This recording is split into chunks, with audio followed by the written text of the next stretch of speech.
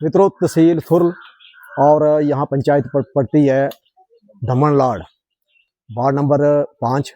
और यहाँ गांव है, क्या नाम है गांव का? डोहरिया दा लाड़। तो यहाँ हमारे एक गोपी भाई जी हैं, तो उनकी मुझे फ़ोन आ रही थी कि यहाँ पर एक उनकी गौशाला है।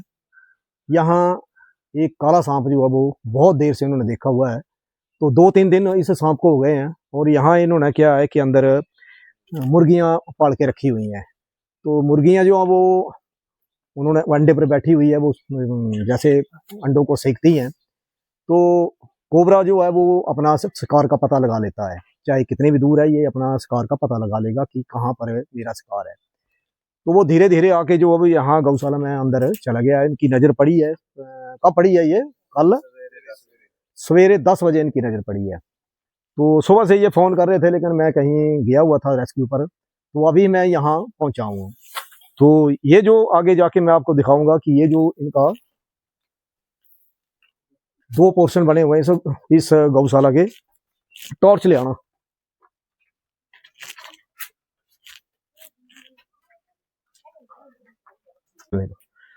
तो यहाँ पर इनका कहना है कि यहाँ वो पहले यहाँ बैठा हुआ था, तो यहाँ अंडे भी पड़े हुए हैं। तो मैं यहाँ धीरे धीरे करके इसको हटाऊंगा ताकि पता लगे उसका कि हाँ, यहाँ साथियों ये बैठा हुआ है, ये सांप है। तो काफी बड़ा सांप है वैसे तो। और साथियों ये स्पेक्टिकल कोबरा है, यानी कि न्यूरोटॉक्सिक वेनम वाला। तो ना जाने ये कितने दिनों से जो यहाँ बैठता था।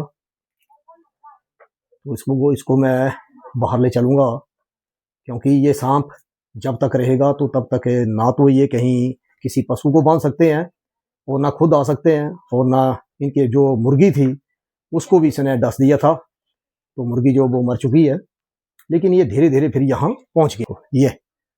ये साथियों ये बैठा हुआ है, ये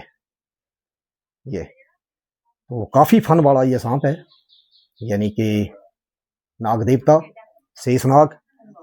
ये तो ये कहीं ना कहीं अब कोशिश करेगा कि अपने आप को बचाने की। तो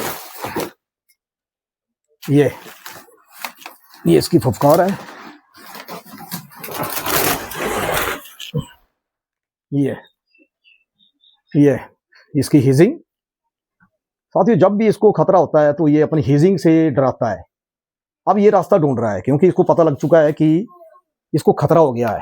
तो इस खतरे के कारण जो है ये अब अपने लिए जगह ढूंढ रहा है छिपने के लिए।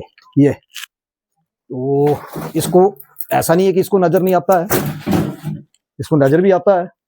ये साथियों जैसे ही ये इसे छेड़खानी होगी तो ये गुस्से में आएगा, और इसका स्वभाव है काटना।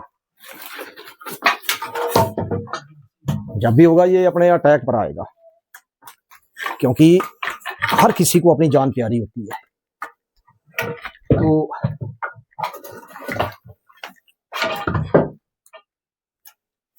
ये वाह, ये टॉर्च पकड़ना भाई, एक आदमी ले लो, टॉर्च ले लो। हाँ टॉर्च ले लो।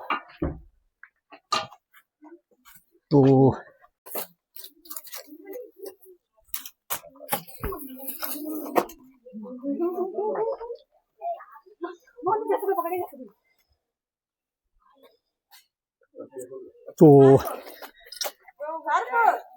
ये मित्रों सांप, इसने अंडे खाए हुए हैं और ये कोशिश करेगा कि इन अंडों को निकालने की, क्योंकि जब ये अंडे निकाल देगा तब ये अपनी चाल पे आ जाएगा। तो ये है,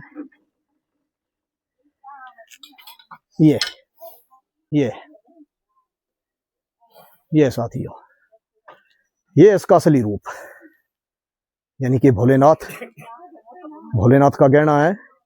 और ये नाग देवता है, यानी जिसको नाग देवता बोलते हैं वही नागदेव है ये। तो ये है।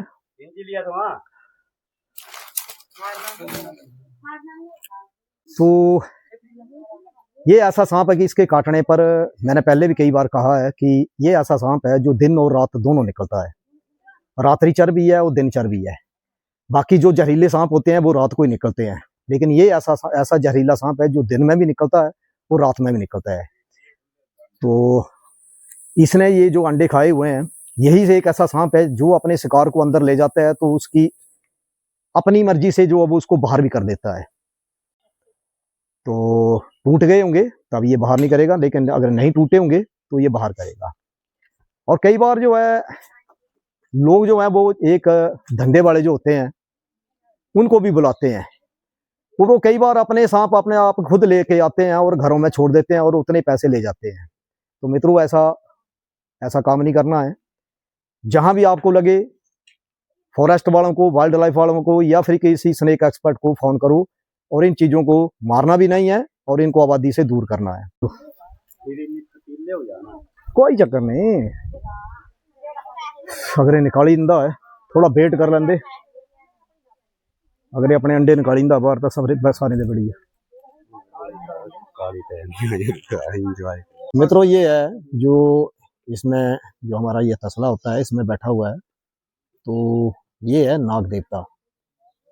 ये नाग देवता है। ये बहुत ही प्यारा, यानी कि हमारे भारतवर्ष की शान है। ये लोग इसको मार देते हैं क्योंकि अगर लोगों को देखा जाए तो सबसे गांव वाले जो लोग होते हैं वो बहुत ही आस्था रखते हैं देवी देवताओं के ऊपर, लेकिन जब ये भोलेनाथ का गहना जो है वो बाहर आ जाता है तो कई बार जो अपना मन जो है वो मारने के लिए तैयार कर देते हैं। वो एक बहुत ही बुरी सोच है, ऐसा नहीं करना है। ये बहुत ही प्यारा सांप, बहुत ही प्यारा, ये देखो कितना प्यारा है। ये बहुत ही अच्छी फुंकार इसकी। ये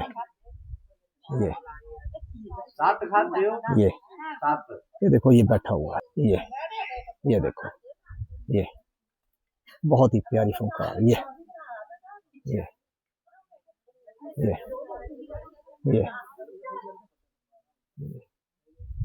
बहुत ही प्यारा। ये नीलकंठ, जिसको नीलकंठ कहा जाता है, वो ये नीलकंठ है। ये तो इसने जो अंडे खाए हुए हैं, ये जो आपको बीच में सेंटर में इसकी मोटाई लग रही है बीच में, जैसे ही मोटाई लग रही है, ये जो मोटाई लग रही है, यहीं इसने अंडे खाए हुए हैं। ये और इसकी जैसे ही इसको आगे करेंगे, ये देखो क्या आराम से बैठा हुआ है। साथियों, इस वक्त ये डरा हुआ है, इसको लग रहा है कि मेरे को चारों तरफ से खतरा हो चुका है और इस वक्त ये अपने लिए रास्ता ढूंढ रहा है कि मैं कहां से निकलूं, लेकिन चारों तरफ इसको खतरा है। तो इसको भी हम भय मुक्त करेंगे, इसकी जान को भी रक्षा करेंगे और इन लोगों को भी भय मुक्त करेंगे। और ये तमाम लोग जो हैं वो यहाँ खड़े हैं, ये क्योंकि सांप एक ऐसी चीज है जिसके कारण जो है वो बहुत बड़े बड़े जो है वो डर जाते हैं। ये क्योंकि सांप के नाम से ही डर है। जैसे ही ये अंदर आता है या जैसे ही आबादी में आता है, तो लोग जो है वो एकदम भयभीत हो जाते हैं। ये तो ये खड़े हैं सारे।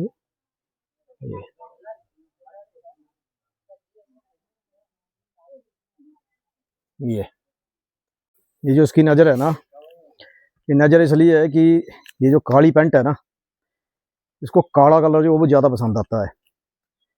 जैसे बीन होती है ना, बंगाली लोग जो हैं वो बीन बजाते हैं, जैसे मान लिया ये बीन है, तो वो बीन को बजाएंगे तो बीन को इस तरफ करेंगे तो इस तरफ देखेगा, और अगर इस तरफ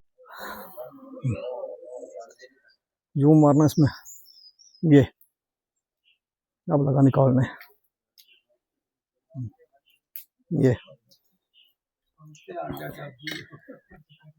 है साथियों। ये अब ये हल्का हो गया, ये अब इसने सारा ये निकाल दिया, अब देखेगा जाने को।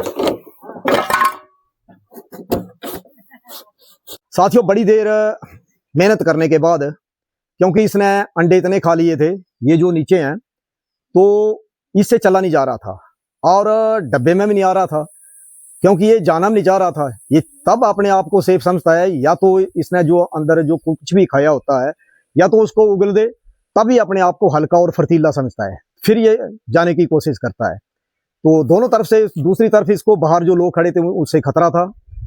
तो ये जीव हैं, ये ऐसे जीव हैं, ये पर्यावरण का हिस्सा। बहुत से लोग जो गांव में रहते हैं वो देवी देवताओं से बहुत आस्था रखते हैं, नागपंचमी भी पूजते हैं, सावन महीना भी पूजते हैं, शिवरात्रि भी पूजते हैं, हर तरह से भोलेनाथ की सोमवार को पूजा भी करते हैं। तो भोलेनाथ के जिसने शेषनाग को अपने गले में लपेटा हुआ है, तो वो भी एक हमारी आस्था से जुड़ा हुआ है।